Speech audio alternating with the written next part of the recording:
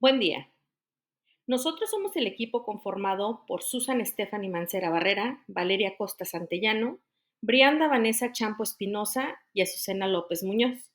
En esta ocasión vamos a presentar el tema Fundamentos teóricos y prácticos de la medición psicofisiológica, el cual nos va a permitir comprender los principios que sustentan esta área, así como sus aplicaciones en la evaluación psicológica.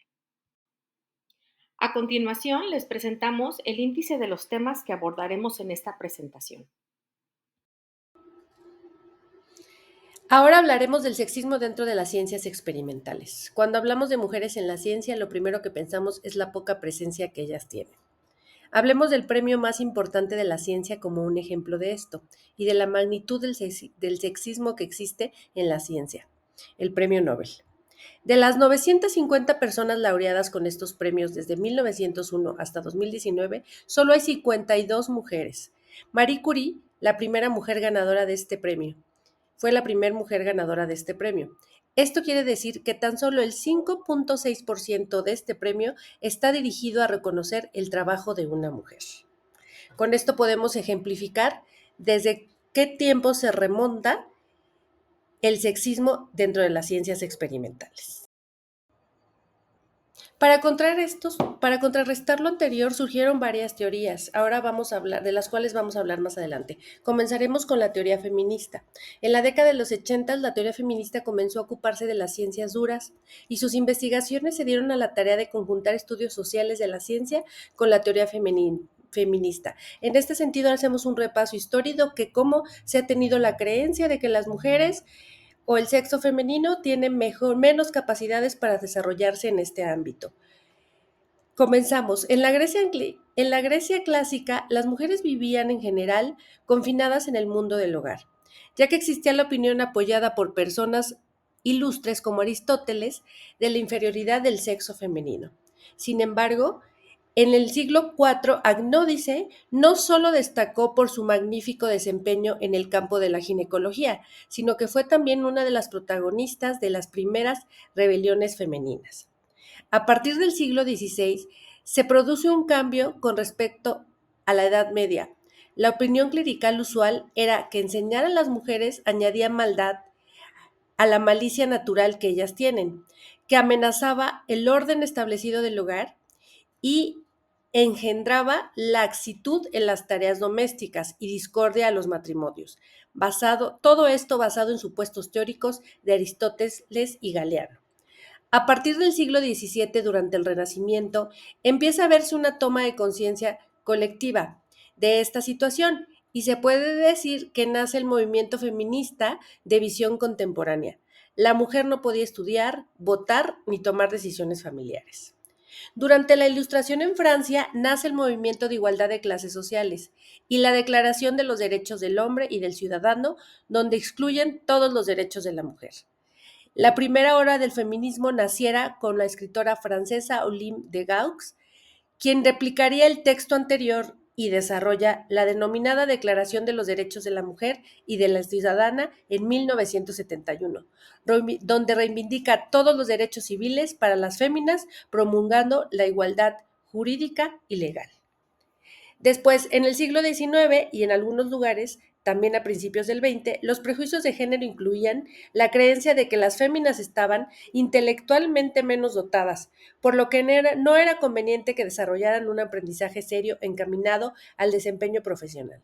En este sentido, es importante aclarar que no existe ningún estudio científico que demuestre estos puntos de vista. Si nos fijamos claramente, las mujeres nunca hemos sido bien vistas en las instituciones oficiales de la ciencia. Fue hasta principios del siglo XXI cuando las medidas se orientan a cambiar las bases epistemológicas y la metodología de la ciencia. Ahora hablaremos de las teorías del punto de vista. Los procesos de producción de conocimiento no escapan absolutamente de las influencias de la filiación social, incluido el género. Las llamadas teorías del punto de vista cuestionan la solidez del conocimiento científico producido por un pequeño grupo social y sugieren que una mayor presencia de mujeres en las profesiones de investigación aumentaría la fiabilidad y la diversidad del conocimiento. Esto se derivó de un estudio de la Comisión Europea en el año 2012. De esto se deriva que el llamado conocimiento científico ha participado históricamente en la neutralización y legitimación de la desigualdad de las mujeres. Investigaciones señalan que las mujeres en la ciencia pierden lugar en la medida en que ascienden en la jerarquía socioprofesional. Como podemos ver en la gráfica, aquí está claramente donde se distingue cómo a medida que las mujeres van incrementando su nivel socioprofesional, se van separando de la ciencia, es decir, si ellas tienen una mejor posición, van dejando, van dejando el estudio de las ciencias porque se deja para los hombres que estudien para niveles como doctorados o maestría. Para dar cuenta de la feminización de algunos oficios, ya que en la ciencia se sigue manteniendo que algunos estudios o algunas materias son particularmente preferidas por las mujeres o más fáciles de llevar por las mujeres. En este caso podrían ser las ciencias sociales. Y para dar cuenta de esta feminización de algunos oficios, se desarrollaron conceptos como el techo de cristal, el piso adhesivo o el tubo perforado.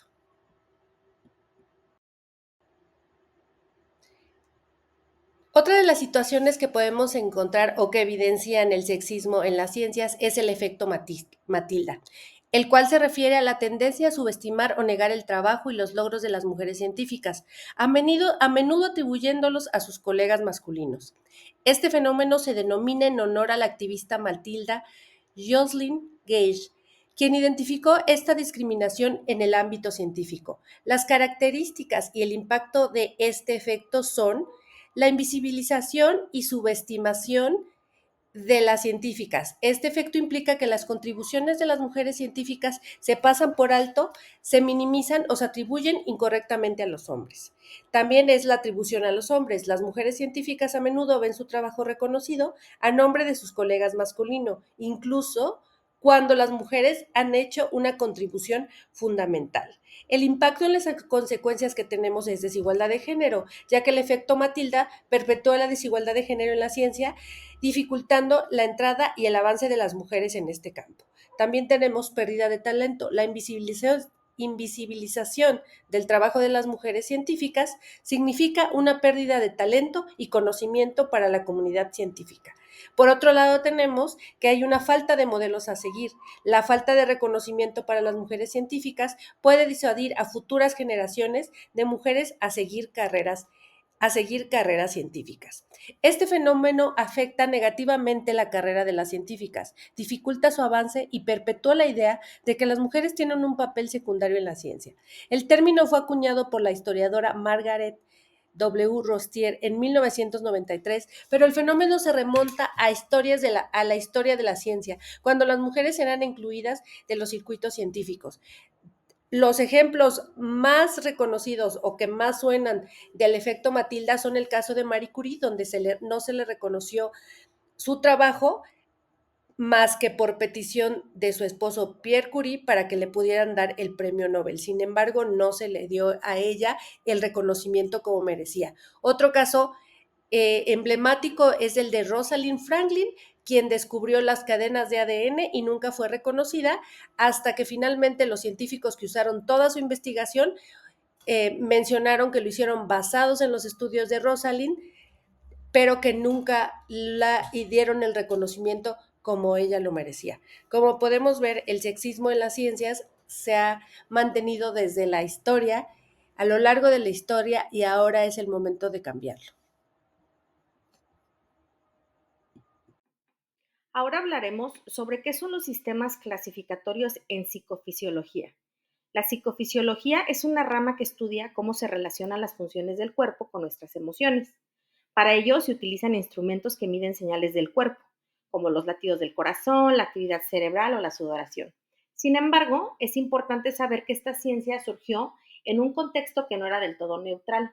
Se usaron datos fisiológicos para justificar ideas como que las mujeres eran inferiores o para excluir a personas racializadas o de la diversidad sexual. Esto nos obliga a pensar críticamente sobre cómo se ha construido este conocimiento. Para organizar la información que obtenemos del cuerpo, se crearon sistemas clasificatorios que agrupan las variables según su origen y función. Según Carboles y Vuela, estas variables se dividen en tres tipos: en señales bioeléctricas, transdúcidas y biológicas físicas. Veamos los tres tipos de señales psicofisiológicas. Las señales bioeléctricas directas son las que el cuerpo produce naturalmente. Por ejemplo, el electrocardiograma mide la electricidad del corazón y el electroencefalograma la del cerebro.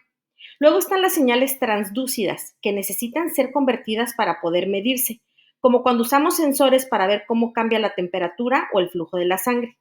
Y por último, las señales biológicas físicas, que no son eléctricas, pero también nos dan mucha información, como el movimiento corporal, la presión sanguínea o la temperatura de la piel.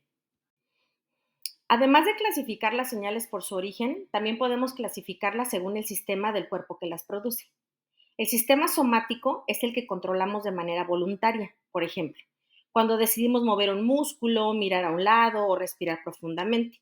En cambio, el sistema nervioso es autónomo, se encarga de funciones automáticas, como los latidos del corazón o la sudoración. No los controlamos, pero reflejan cómo se siente nuestro cuerpo ante ciertas situaciones, como el estrés o la calma.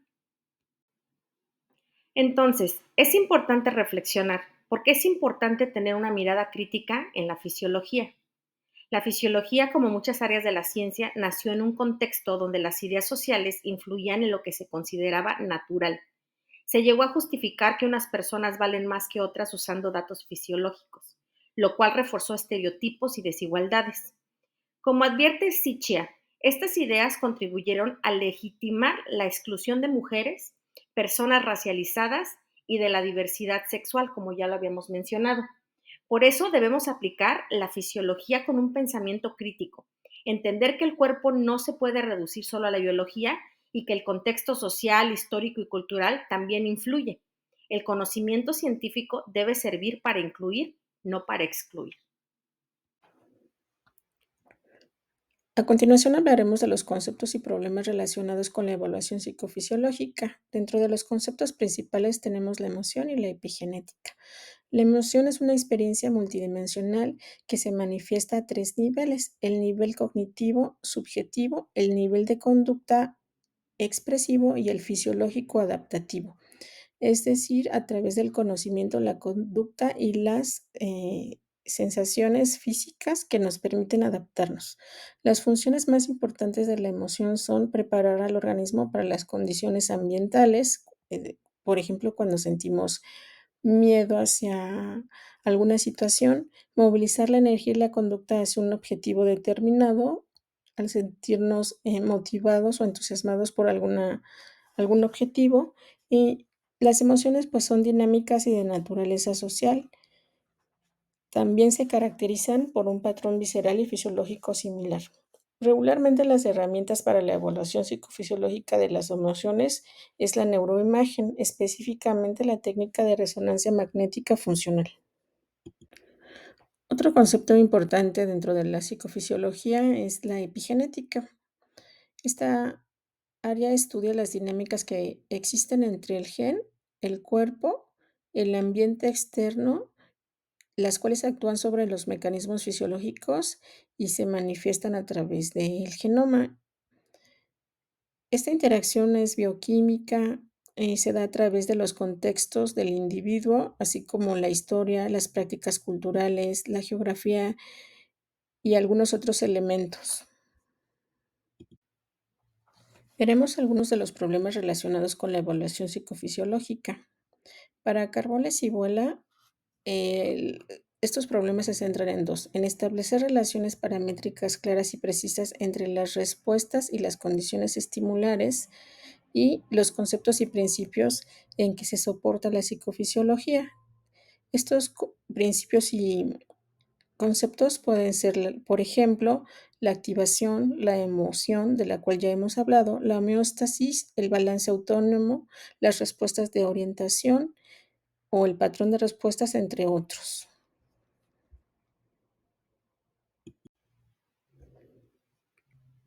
Carboles y Vuela mencionan que los artefactos en los registros psicofisiológicos alteran e impactan dichos registros.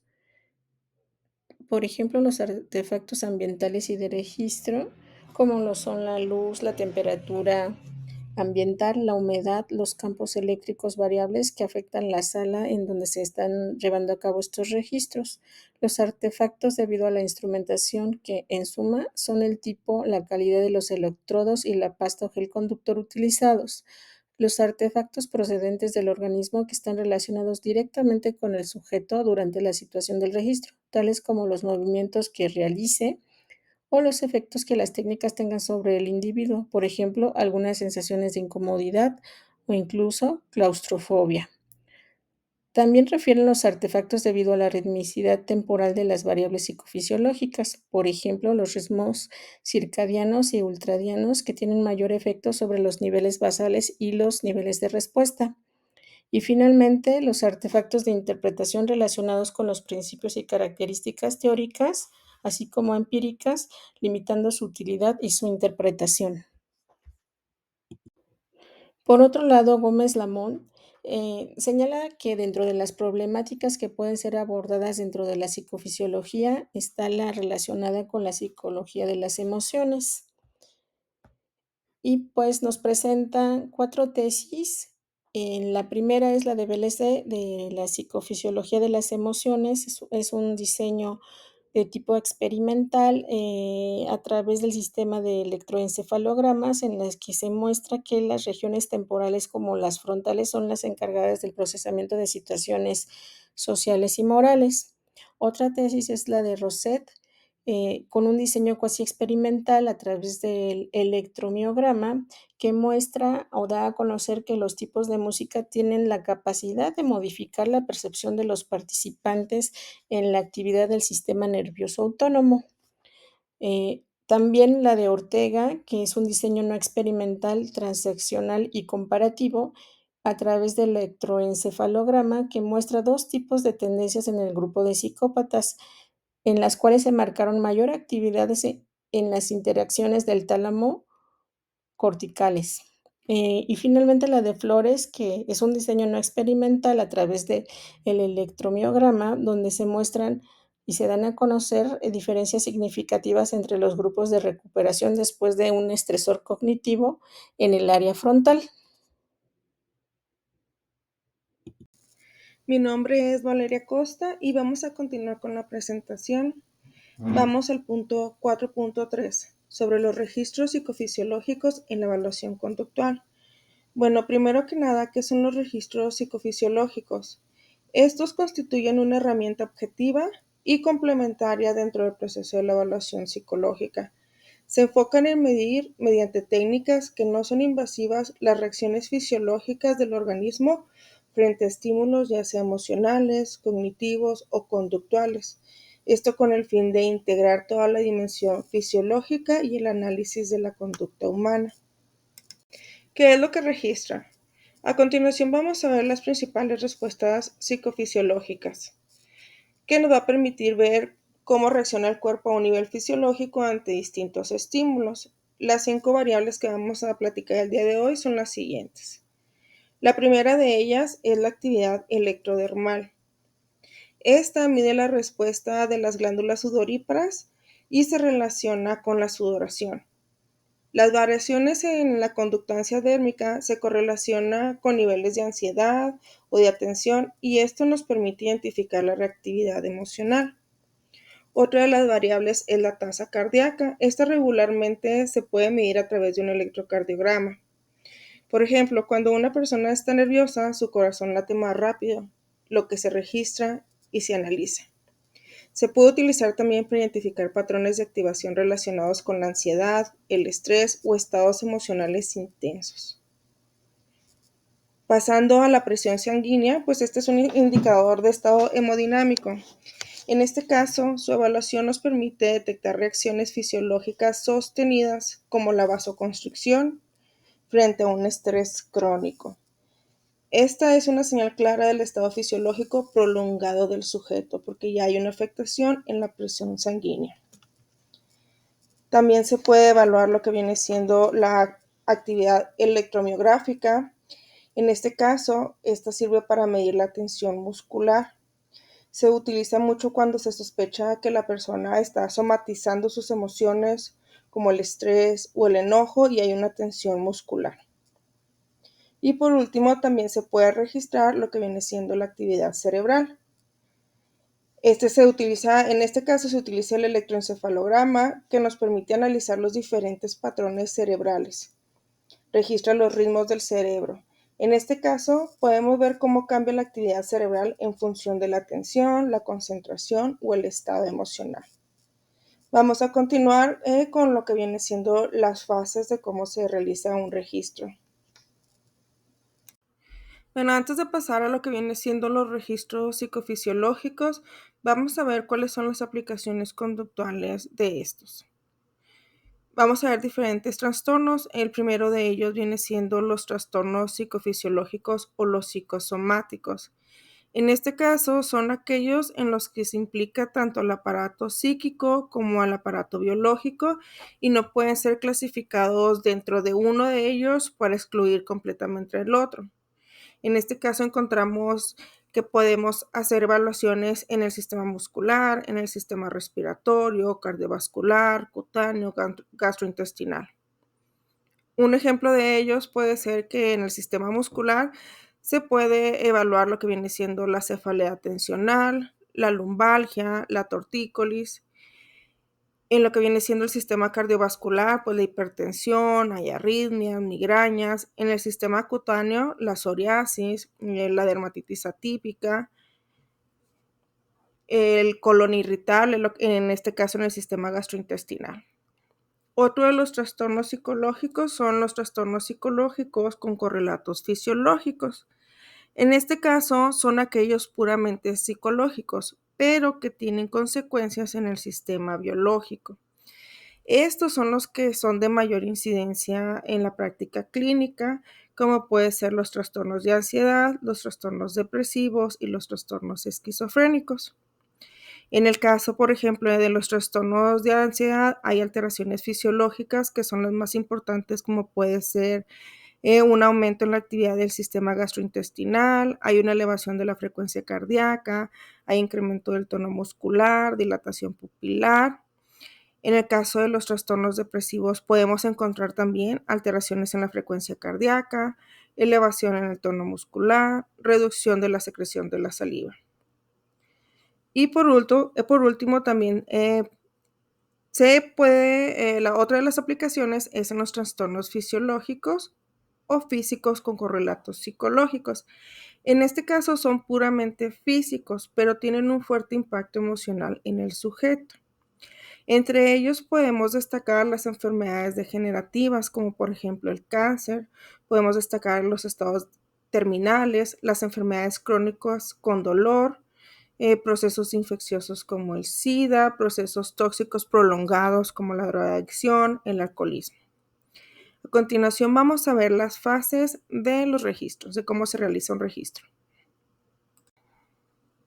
Bueno, finalmente vamos a ir revisando paso a paso de cómo se va a realizar un registro psicofisiológico desde el punto de vista técnico, ¿sí?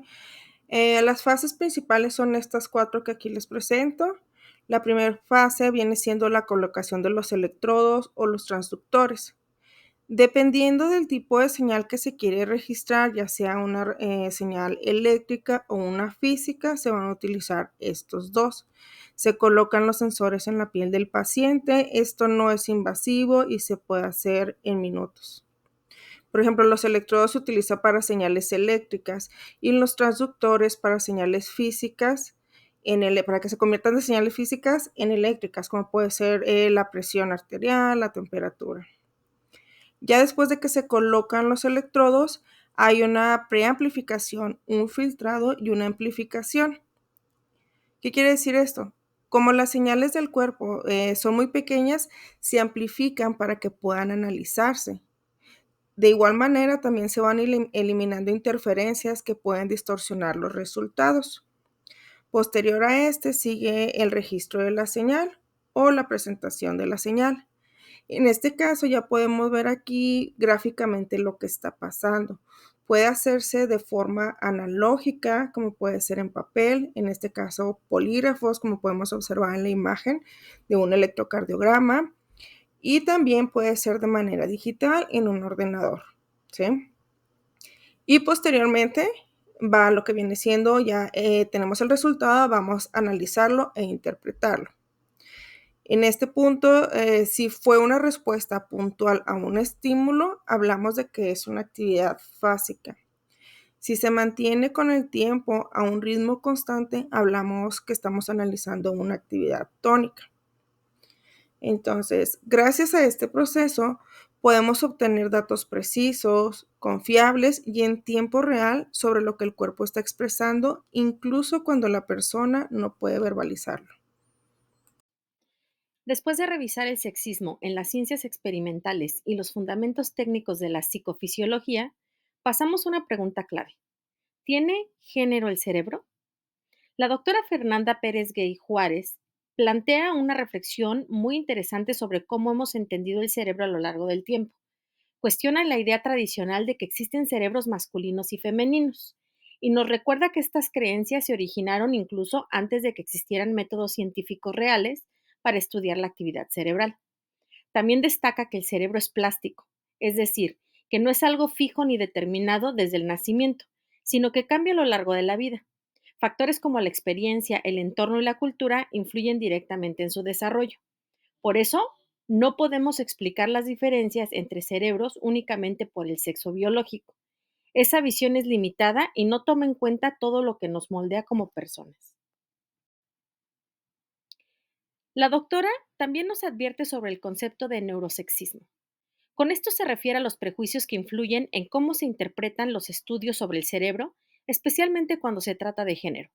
Ella propone una neurociencia diferente, una que sea crítica, inclusiva y que tenga en cuenta el contexto social y cultural en el que vivimos. No se trata de negar las diferencias, sino de comprenderlas sin caer en estereotipos. Entonces, ¿el cerebro tiene género? La respuesta es no, al menos no en términos biológicos fijos. Lo que sí ocurre es que históricamente lo hemos interpretado desde estructuras sociales marcadas por género. Por eso, más que tener género, el cerebro ha sido generizado por la forma en que lo hemos estudiado y explicado. Con esto damos por concluida nuestra presentación. Le agradecemos por su tiempo y quedamos al pendiente de cualquier comentario.